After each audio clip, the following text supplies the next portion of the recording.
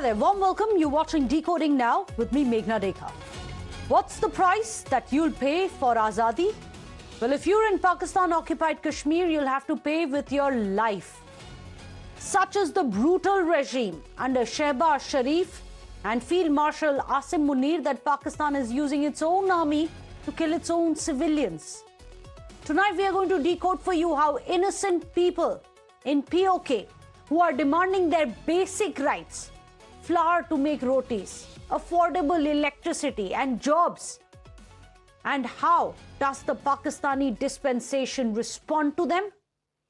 30 people have been gunned down in broad daylight by the Pakistani army. There are chilling visuals of protesters running for their lives but being shot down by snipers. Over 200 civilians have been shot and injured by the forces. But now PoK is refusing to bow down. They are saying that enough is enough. For them, nothing short of Azadi will do. 30 civilians have been shot dead, not while waging a war, but while raising their voice against persecution by Pakistan. Well, tonight, Pakistan-occupied Kashmir is drenched in blood and anger. A movement that began with demands for everyday necessities has now turned into a direct challenge to the brutality of Faugistan. Tonight, we will decode the bloodshed, the backlash, and the movement that Pakistan is finding increasingly difficult to contain as it implodes from within. We are going to start with the visuals of Rawala court, which has become the epicenter of unrest gripping Pakistan-occupied Kashmir. What was meant to be a funeral gathering of an activist who was shot dead by forces turned into a scene of bloodshed after mourners and supporters of the protest movement came under fire amidst escalating tension in the region. At least 11 people have been killed in this violence, with dozens more reported injured, triggering outrage and fresh protests across PoK. Listen in.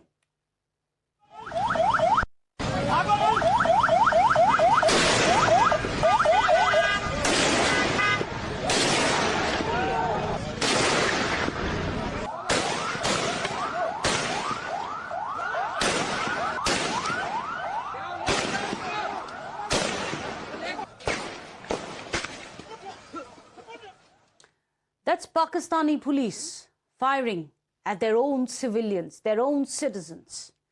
The anger has been building for days now. Since 5th of June, remember, protesters across PoK have been on the streets. They've been demanding political rights. They've been demanding economic relief. They've been demanding jobs, greater representation. But as the movement gathered momentum, so did allegations of harsh crackdown. You can hear the gunshots echo across PoK. Some activists, even protesters, are now accusing the Pakistani army and the security forces of opening fire on civilians during the unrest.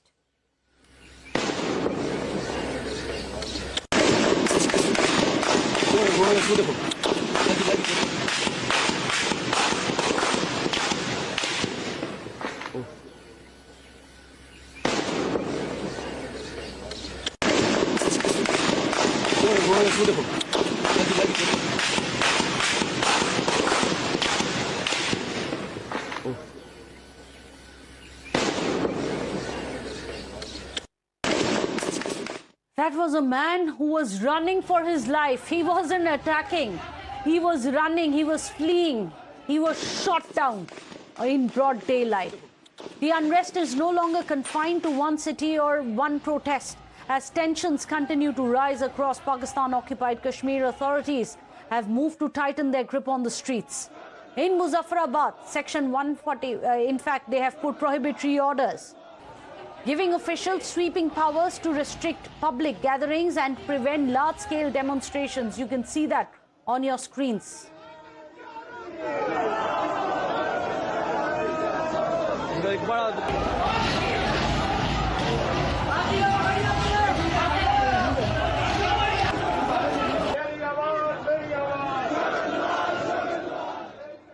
Well, now at the heart of this movement is the JAAC. The organization which is leading these protests, the group has put forth a 38-point charter of demands. Let's take a look at some of their key issues which are driving this agitation. First, electricity at production cost, subsidized wheat and flour in the midst of what seems to be an epidemic of shortage, abolition of elites' privileges, anti-corruption reforms, tax governance reforms, local government empowerment, very, very basic demands which they were making. But what was the response of the administration?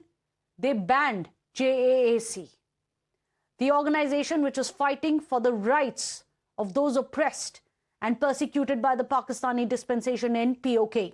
Well, the crackdown didn't just stop in the streets. The Pakistani authorities have now banned the JAAC. So why was the organization now been outlawed? What is the Pakistani government afraid of? Let's tell you. Well, authorities have banned JAAC just last week. The ban was imposed under anti-terror laws. Security and public order concern is what they are citing. Interestingly, they are the ones, the forces are the ones who are killing indiscriminately. But JAAC has been banned. The ban has been triggered by the protests that we were getting you from PoK. So what exactly sparked off this massive protest movement in PoK? What really turned the public frustration into a full-blown uprising, a full-blown rebellion against the atrocity of the Pakistani state? Well, let's tell you about it. The first trigger was the number of assembly seats which were being deprived. Well, the plan is by the Pakistani dispensation to reserve 12 seats in the PoK assembly for refugees from Jammu and Kashmir. And this quota is for people who are not even residing in PoK, but those who are residing outside of PoK, they are the ones who are going to be calling the shots in this. This is the one, the political representation of PoK is the reason why there were protests. There were 12 seats which were proposed in 45-member house that the locals now alleging that there is going to be erosion of their representation.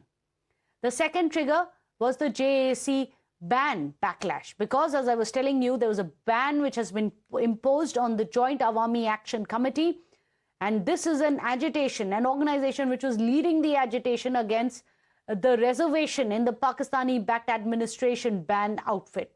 Locals are saying that Islamabad is merely silencing dissent. Third trigger, that protester's death. Shahzaib Habib, he was killed during protests which happened in PoK. Pakistani rangers are accused of opening fire at the funeral and the mourners, turning this funeral into an anti-government rally. There was crackdown which fueled it, the fire, the anger, and this protest singed across the entire nation. And as the crisis deepens, questions are now growing over who allowed the situation to spiral to this point. How did Sharif-Munir, Shehbaz Sharif lose control of Pakistan in this matter, in this way? Well, it was first the ban of JAAC, banned it instead of engaging with the protesters, asking what their grievances were and addressing it. Dissent in Pakistan today is being treated as a security threat by the Pakistani dispensation. Hundreds have been detained in these security raids, as they are calling it, in PoK if they are not being indiscriminately killed or shot. The death of protesters intensified the anti-army anger. This has undermined the local representation, and this is a recurring theme which has been coming in, the lack of representation of those voiceless in PoK. Economic protests being turned into an anti-government revolt now because of the anger that is now fueling it. It's not just about jobs, it's about Azadi now. Azadi from Pakistan. Well, the anger over the events in Pakistan-occupied Kashmir is no longer confined to only PoK. What began on the streets of PoK have now crossed continents, reached United Kingdom as well. In Bradford, there are members of the Pakistani diaspora. They've gathered outside the Pakistani consulate. They are voicing their outrage over the violence and the ongoing crackdown on the protesters there. Not just that, the issue has drawn the attention of British lawmakers as well, with a group of MPs who are led by Member of Parliament Imran Hussain. They have written a letter calling for diplomatic intervention of the British government in the human rights atrocities which are being carried out by the Pakistani dispensation against the people of PoK. What have they said? 30 MPs have signed this, calling for a diplomatic action by the British government. The campaign is led, as I was telling you, by British MP Imran Hussain. A letter now has been sent to the UK Foreign Office as well. What is it that they have concerned about? Well, there are reports of communication blackouts, there are arrests of protesters and activists, concerns over the detained British nationals as well. Dialogue between officials and JAAC have been completely stalled, and that is what they are protesting against. So as the crisis deepens and the rhetoric intensifies, the voices that matter the most, which are that of the protesters themselves, listen to what they are saying on the streets of Bradford.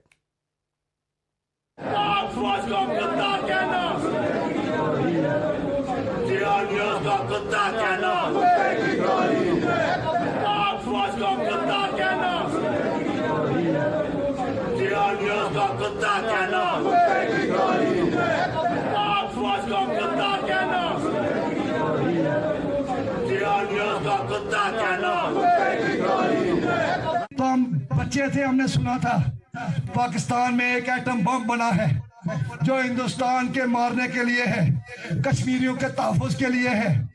नहीं काम आया, नहीं काम आया। हक़ मलकियत हक़ हुक्मरानी नहीं दे सकते तो मार दो, आज़ाद कश्मीर पे ख़त्म कर दो एक ही बार। तुम्हारा भयानक चेहरा पूरी दुनिया देख ले। तुम्हारा बयान यहाँ कैंपों में जलील करते हो, यहाँ गलियों में मोहल्लों में जलील करते हो, यहाँ जो बेरोजगारी में जलील करते हो, यहाँ लाकानूनियत में जलील करते हो। तो लाओ एक एटम बम का गोला हम पे मार दो, बात खत्म हो जाएगी। वरना एक भी जिंदा रहेगा तो हक के मलकियत, हक के आजादी, हक के इख्तियार की लड़ाई को आगे बढ़ाएंगे इंशाल्लाह ताला। That's the strength of conviction. When you have nothing to lose, you are ready to give it all for Azadi. Well, that is the sentiment in Pakistan-occupied Kashmir. As the crisis only intensified, now India too has sharply criticized Pakistan's handling of the unrest and the persecution of the people there. The External Affairs Ministry has accused Islamabad of attempting to cover up the situation through misinformation, through fakery, while deflecting attention from the allegations of police brutality, of civilian casualties and human rights abuses. We continue to see in this context a pattern of fake news and videos emanating from Pakistan. It is a desperate attempt by Pakistan to cover up its own failings and deflect attention away from its human rights abuses. There are reports of police brutality, which you would have seen. There are several reports in Pakistan-occupied Kashmir, in which several people have been killed. There are several more who have been injured. We hope the international community will hold Pakistan accountable for its misdeeds and its abuses. This is not the first time that Pakistan has found itself in this situation, being accused of severe human rights violations.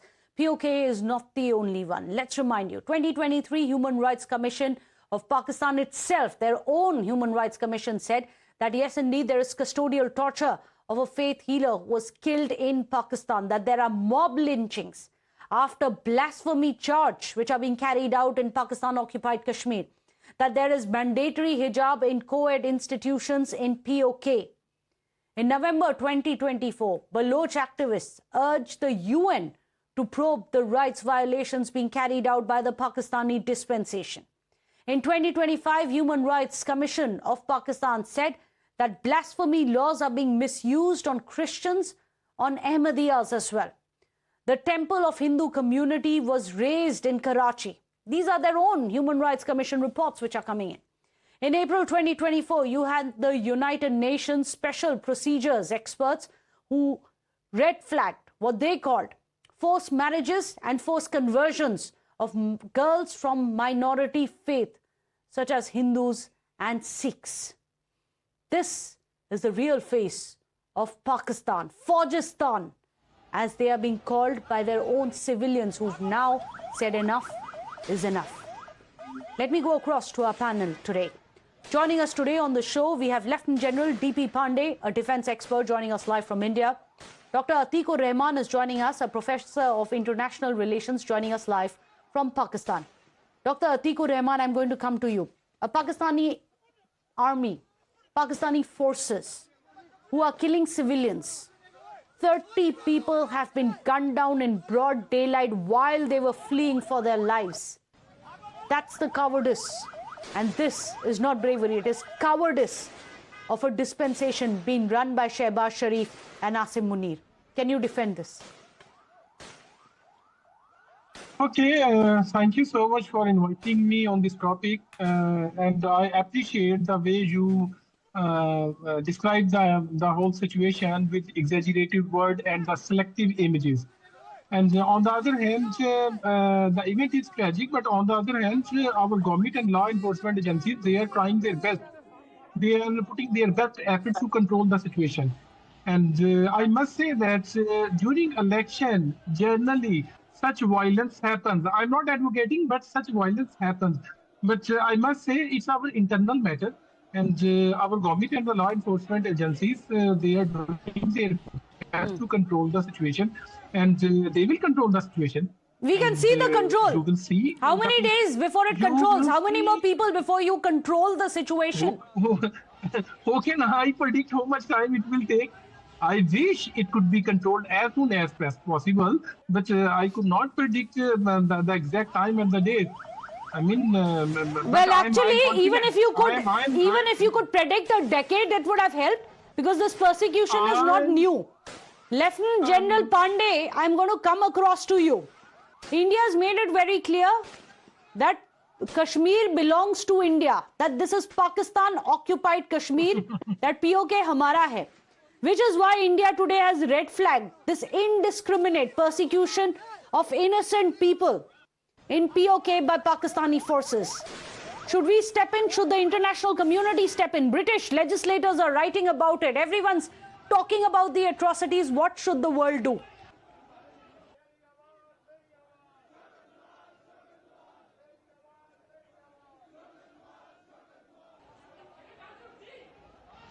General Pandey. Yeah, sorry. Soumya, Megha, I couldn't hear you. Can you just repeat the question, please? I was saying, should the international community step in to stop this bloodbath of innocence? Yeah, Megha, very interesting that Trump's friend is supervising these activities so closely. And there's a whole lot of silence from the Western world, except for just one brief comment by the 30 member of parliaments of British Parliament. Even the world media is not covering it adequately. The killings which have happened is just 11 you're talking of 30 yesterday, now. but yeah, it's gone about 30. I think 32 was in Mirpur itself. So numbers have gone beyond 50, and we are being conservative in declaring the figures. And you very well know Pakistan Army, which doesn't declare their own casualties to the world. How are they going to declare casualties of the killings which they carry out among the civilians? Unfortunately, there is silence in the world. And the silence is not only on this killings in Mirpur, Rawala Court, and Pakistan, which has taken place in last few days and earlier as well. The killings in Balochistan in Khyber Pakhtunkhwa, in KPK, in the tribal areas, have also not been highlighted and spoken of by various human rights elements, by UN, United Nations. By the way, the UN keeps a very close team which carries out watches across the line of control, but there is not even one single word which has been uttered by the UN on this these killings, these atrocities which are happening. You imagine JAAC is actually neither a terrorist organization nor a hugely very important political organization. It's just a conglomerate of a group of people who represent trade union, traders and common people. Their demands have been very simple, and this whole facade in which the so-called proxy government in occupied Kashmir has said that this entire thing will be taken over by the parliament. It requires certain amendment, constitutional amendment, in which the 12 seats which are required to be released to the people will be controlled by Pakistani agencies. And it's very clear, out of 45, if you're going to control 12, nearly 24, more than 25% of seats are being controlled by people who are not even residing in the region. It is to ensure the influence which is kept onto the proxy government and continue to deal and control a very, very important segment of the region. Absolutely. Clearly they don't believe that people who are residing in the occupied areas are their own. Such blatant firing which has been happening and killing which has happened in the last 24 hours is actually unheard of, Megha, and I'm grateful that at least Indian channels and you have taken the lead to talk about it on to the media. It is very, very concerning. You can't take over territories and not own the people and look after the same people. Forcibly take over territories. And here's the problem, Dr. Atikur Rahman, you've forcibly taken over a territory. If you have taken over a territory, then these, by your logic, are your civilians. Which country uses its own forces to fire on their civilians? Which country massacres? We're looking at these visuals. These are not people who are attacking. They're not terrorists. These are people who are running for their lives when they are being shot at in the back. This is what I am saying. I already said that's our internal matter, and our law enforcement agencies, they are dealing with it. And how? By killing Dissent? I request you. It's not about killing. It's somebody is violating something. So we have a law and order situation. We have why? Law. What were their basic demands? They want food. They want electricity. They want subsidized flour. Yeah, that should be through They dialogue, want jobs. And they're being butchered for that. That should be, the demand should be communicated through dialogue. The issue should be dealt with dialogue. There have been, have you not read the 38-point charter? We have read it in India. I'm surprised Pakistan hasn't read it. You said have dialogue. They've been having a dialogue. They've been telling you this is what we want. So creating violence is not the solution. So if someone is creating... If you fire at mourners, there are people who were not creating violence. Dr. Atikur Rahman, these people had gone for a funeral. You shot at people when they went to a funeral. Have the gumption to accept that your Pakistani forces shot at people who were there for a funeral. They were not in an uprising. They were not terrorists. They went there to mourn the death of a person when they were openly fired at and snipers were used to neutralize them. And let me go across to Lieutenant General Pandey, because I fail to understand how forces are being trained in Pakistan if they are being using to kill their own civilians. They are trained highly professionally. They are professional forces? Oh yeah, your Rawalpindi forces who don't know Osama was sitting in their backyard. We know how professional you were. Killing your own civilians, harboring Osama bin Laden, using Sharif-Munir to sell out your own country, your own rare earth minerals. That's what your general is doing.